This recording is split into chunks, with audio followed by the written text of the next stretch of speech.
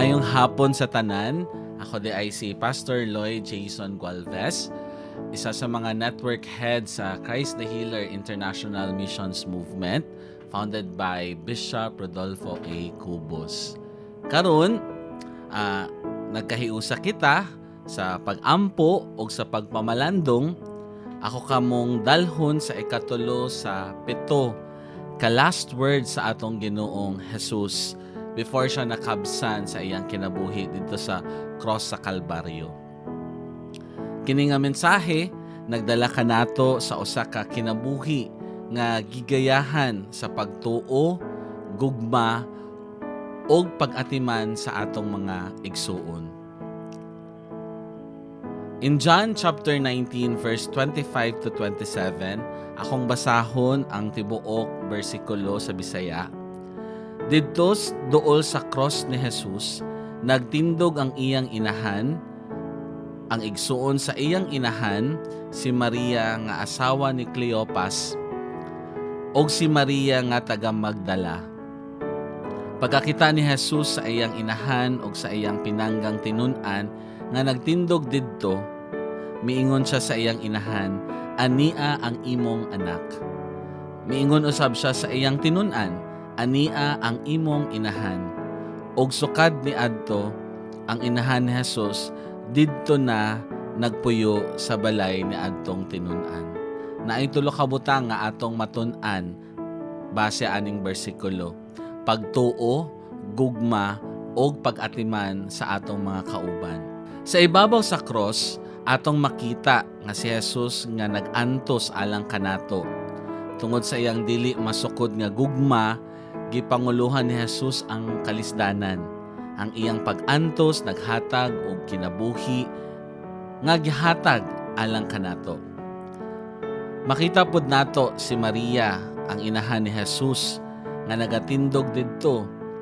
Ang iyang kasing-kasing puno sa kasakit. Siya nagbantay sa iyang gihigugma kaayong anak nga nag-antos alang sa pinakabug-os nga halad. Taliwala sa kasing-kasing nga nabug-atan sa kasakit, ang iyang gugma padayon nga nagpadayag sa pag-atiman sa iyang mga anak. Si Jesus, bisan sa iyang kaugalingong pag-antos dito sa cross, siya nagtan-aw sa iyang inahan uban sa gugma ug kaluoy. Pinaagi sa usa ka simple apan importante nga aksyon, gipatuuhan niya ang iyang inahan kang Juan nga miingon, "Babayi, tan-awa ang imong anak."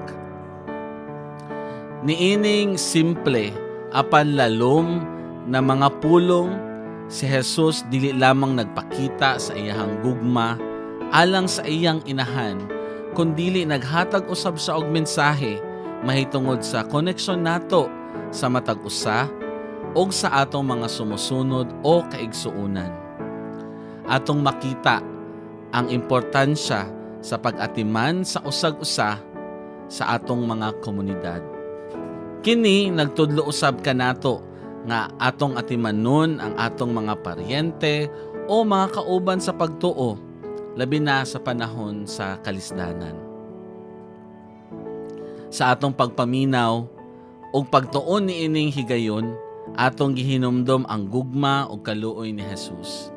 Bisan sa tunga sa iyang kaugalingong pag-antos, kini nagtudlo kanato nga atimanon ang atong mga kauban, uban ang gugma sa atong Ginoo, luyo sa atong mga kalisod. Sa pagtapos, ang kahimtang sa ibabaw sa cross, nagdala kanato sa usa ka mas maalamon nga pagtuo, gugma ug pag-atiman sa atong mga kauban. Kini magtudlo kanato sa kinahanglanon sa pagpaila sa gugma sa uban, labi na sa mga panahon sa kalisod. Sa atong pagsimba, sa atong pagpamalandong niining higayon, atong hangyoon ang Dios alang sa kusog og hatagan aron makapadayon kita sa pag-atiman sa atong kaugalingon og sa uban. Og atong masunod ang ehemplo ni Jesus diha sa pag-atiman sa atong kaugalingon ug sa matag usa. Amen. Magampo ta. Most gracious and loving Father, dalaygon ka sa tanan ug walay katapusan. Salamat Lord sa imong mga pulong karon na hapon nga nag-remind ka namo sa importansya sa gugma, sa pamilya ug sa matag usa. Lord, salamat nga karon na mensahe mopilit gyud sa matag nakadungog, sa matag naminaw o God, and let it be Lord mahimong maaplikar sa matag adlaw ug dili lang siya mahimong reminder for this season, but mahimo gyud siyang conviction sa matag adlaw as they live their lives, O God, every day.